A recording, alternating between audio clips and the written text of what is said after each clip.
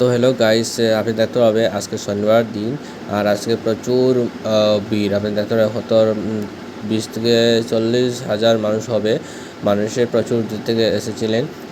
কলকাতা, ত্রিপুরা, গুয়াহাটি, শিলং, প্রচুর মানুষ। তো ভিড়, প্রচুর ভিড়। আর এখানে আপনি দেখতে পাবেন কীরকম ভিড়। প্লাস আজকে বৃষ্টি দিয়েছে, বিভিন্ন মানুষের তো ভিড়। তো তারপরে এখানে পুলিশ প্রশাসন আনা হয়েছে, পুলিশ আর সিআরপিএফে।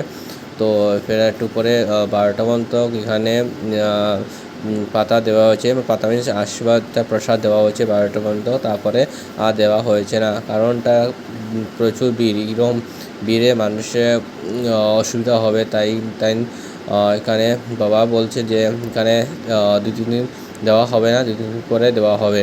তাই না আপনাকে জানাবে, ভিডিও শেয়ার করবেন।